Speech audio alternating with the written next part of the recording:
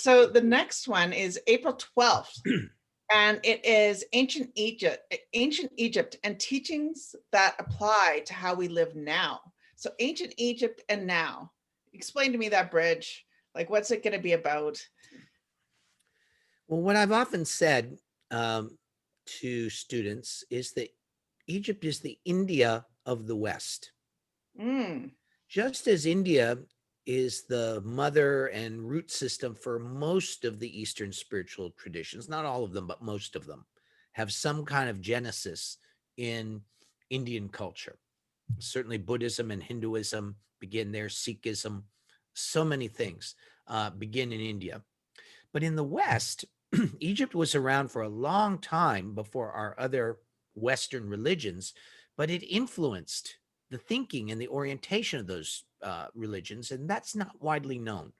In a sense, in the West, we've forgotten our mother culture. We don't know India. Or I mean to say, we know India, but we don't know Egypt. We don't really know Egypt. And so Egypt was a civilization that lasts thousands of years, a long time. I used to say to my students that the pyramids are older to Jesus than Jesus is to us.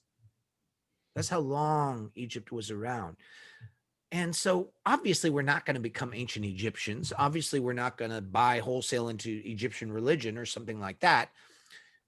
But I want to suggest that this veritable ancient culture was known as the seat of wisdom to the Greeks, to people in the Middle Eastern cultures, later on to the Romans. Everybody knew that Egypt was a motherlode of wisdom teachings about science, medicine, but also about consciousness. So the idea here is, are there lessons from this ancient civilization, this root civilization for our Western cultures? Can we learn something from the worldview of those people? And I would say yes. I, in fact, bring people on trips to Egypt every year. Haven't done it this year, obviously, but I want us to know more about this heritage. It really is our heritage and an important part of our spirituality if we come to understand it. yeah, thank you, Russ. So that's April 12th, and that one really feels like a beginning to that, to Egypt. I think there's a lot more that we can discuss on that.